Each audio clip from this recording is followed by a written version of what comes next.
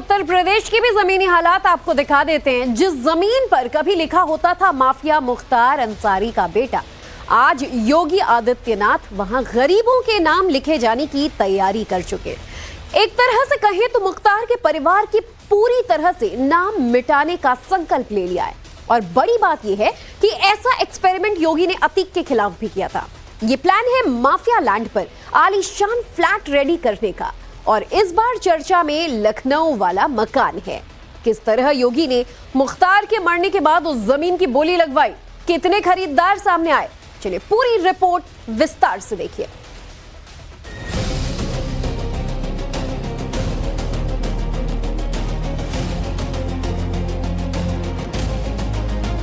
आप सोचो, कोई सोच सकता था किसी माफिया के द्वारा कब्जा हुई जमीन पर गरीबों के लिए आवास बन जाए? अब लखनऊ में भी हम करने जा रहे हैं।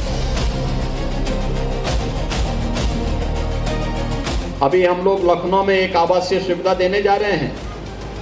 वहां पे जिन माफियाओं ने सरकारी जमीन पे कब्जा करके अपनी बड़ी बड़ी हवेली बनाई थी, हवेली हटा करके वहां पे हम लोगों ने गरीबों के लिए आवास बना दिए हैं। और गरीबों को दीपावली के पहले हम गरीबों को आवास उपलब्ध करवाएंगे वहां पर। 3 रंगों से पुताई किए गए ये वही फ्लैट्स हैं जिनका जिक्र मुख्यमंत्री योगी आदित्यनाथ कर रहे हैं।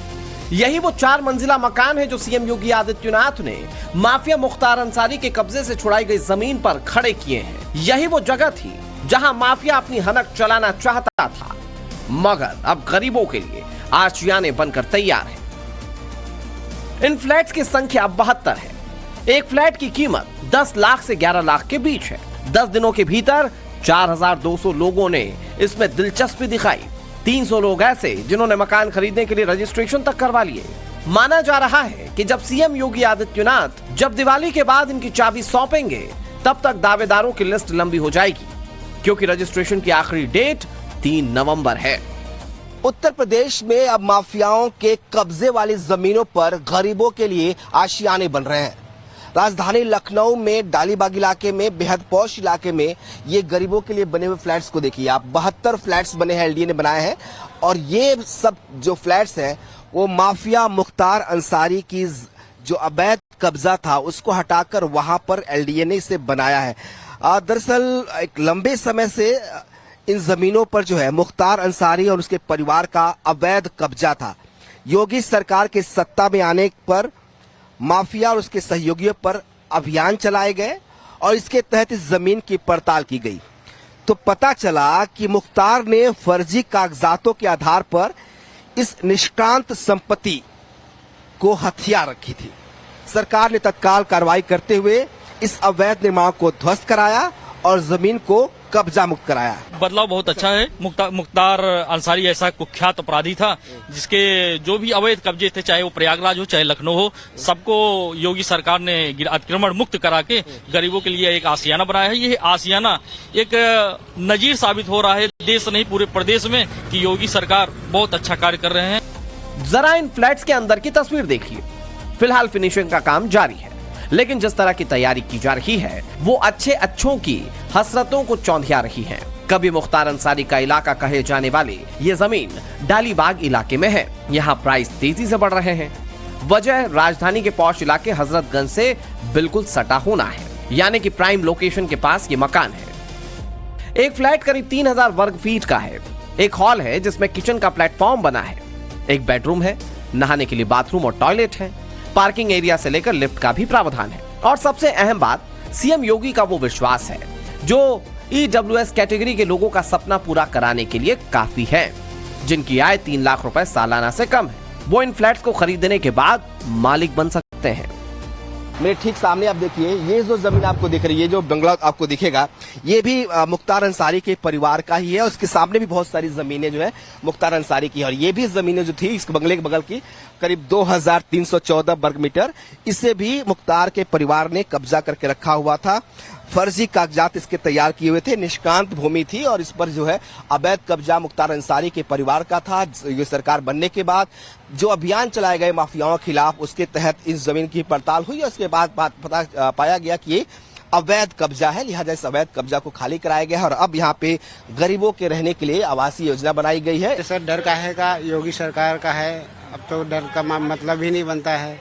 सरकार से गुजारिश है कि हमारा भी नंबर जल्दी आ जाए। हम गरीब आदमी हैं, अगर हमको फ्लैट मिल रहा है और सरकार दे रही है तो हमको फ्लैट से मतलब है, चाहे जिसकी प्रॉपर्टी हो, हमसे क्या मतलब है। अगर सरकार हमारा हमारा सहयोग कर रही है तो हमारे लिए सरकार बहुत बड़ी है।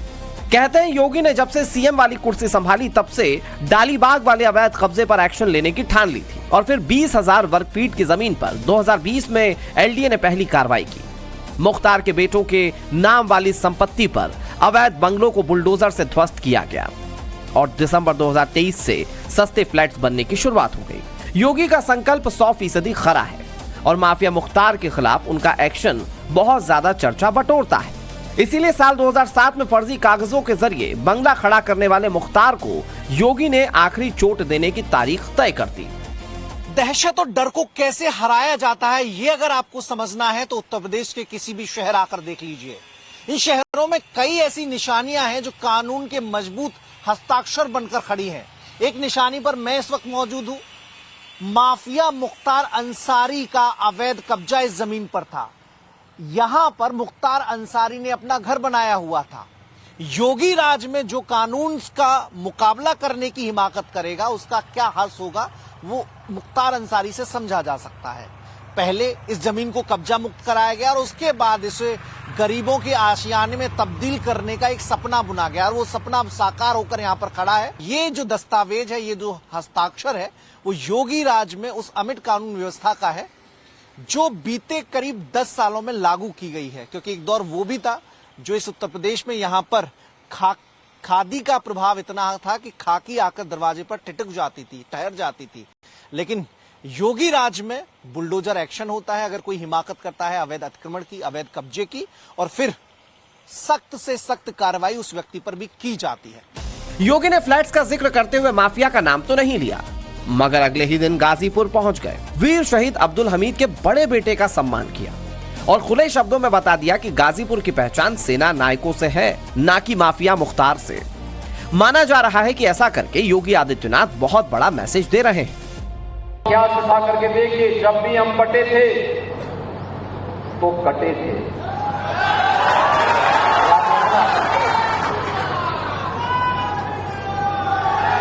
एक थे तो नेक। इसके पीछे मंशा सिर्फ ये है कि मौजूदा सरकार अपने एक्शंस का एक डायरेक्ट और इमीडिएट मैसेज देना चाहती है, चाहे वो बुलडोजर एक्शन हो, चाहे बुलडोजर एक्शन के बाद की ये कि वो जमीन पर फ्लैट बना करके दिए जाए।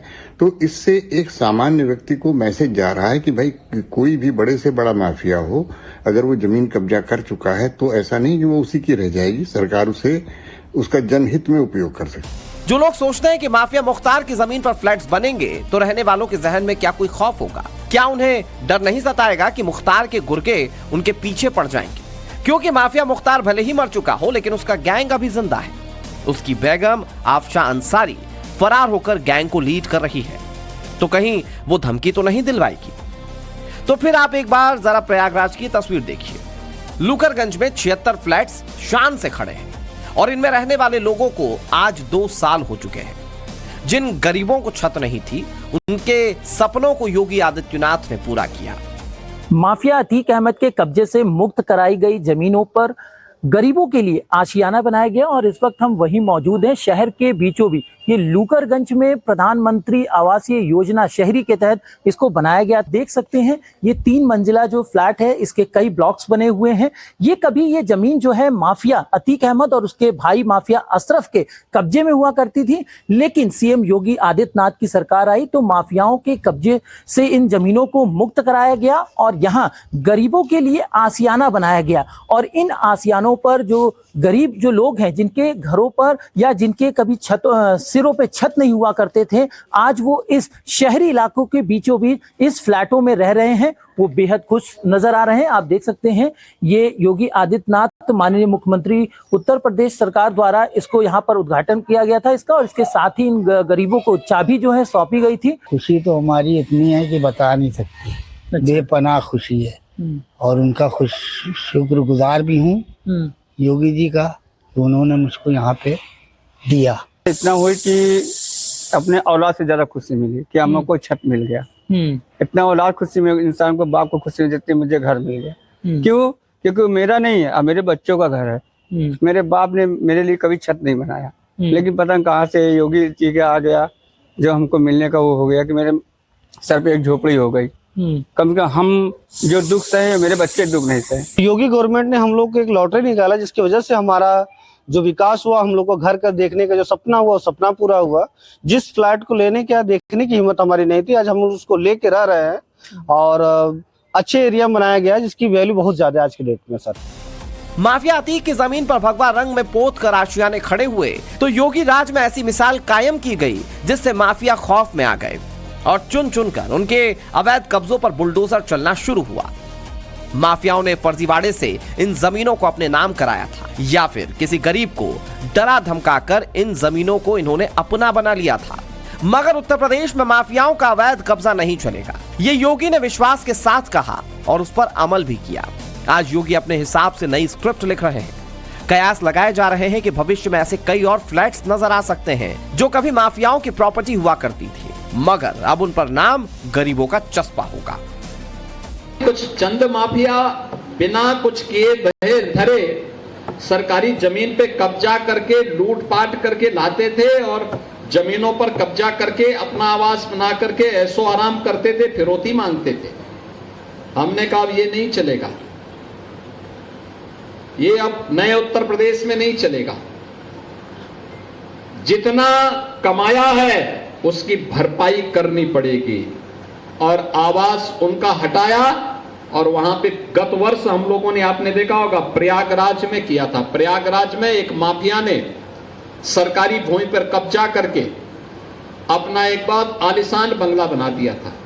हम लोगों ने उस बंगले को हटाया और गरीबों के लिए आवास बनाए। 76 आवास वहां पर गरीबों को उपलब्ध करके, फ्लैट बना करके उपलब्ध कराए हाई राइज बिल्डिंग में, और गरीब आराम से रह रहा है। लखनऊ के डालीबाग में बनाए गए फ्लैट्स का अलॉटमेंट होगा तो उन गरीबों को सबसे ज्यादा सुकून मिलेगा जो माफिया परिवार के सताए हुए हैं। योगी आदित्यनाथ को वो लोग आशीर्वाद देंगे जिन्होंने ये कभी नहीं सोचा था कि लखनऊ की प्राइम लोकेशन पर भी उनका खुद का घर हो सकता है। वैसे योगी का प्लान इससे आगे का है। हर वर्ग के लिए, हर व्यक्ति के लिए योगी सोच रहे हैं। आज आवश्यकता है हर तबके के लिए आवास मिले, गरीब के मिले, स्ट्रीट वेंडर के लिए मिले, रोज श्रमिकों को आवास प्राप्त हो और साथ साथ अलग अलग तबके के लोगों के लिए, पत्रकारों के लिए अलग से और व्यवस्था आनी चाहिए, अधिवक्ताओं के लिए, चिकित्सकों के लिए, शिक्षकों के लिए और भी अलग अलग व्यापारियों के लिए, उद्यमियों के लिए, अलग अलग तबके के लिए आवासीय स्कीम समय समय पे निकाल करके उन्हें अच्छे आवास देने की एक व्यवस्था की जानी चाहिए जिससे हर व्यक्ति के पास अपने सिर को ढकने के लिए एक आवास की सुविधा मिल सके, एक छत प्राप्त हो सके। उत्तर प्रदेश में बीते 11 सालों के दौरान 4 करोड़ गरीबों को घर दिए जा चुके हैं। गरीबों के इन सपनों को योगी ने मोदी की बदौलत मुमकिन कर दिखाया। हालांकि अब बारी माफिया लैंड पर फ्लैट की है।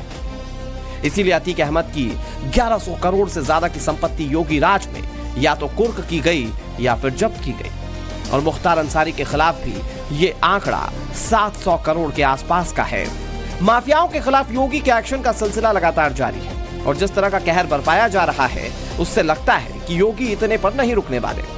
अभी गाजीपुर में माफिया खानदान की एक प्रॉपर्टी ऐसी है जो सीएम योगी के रडार पर है।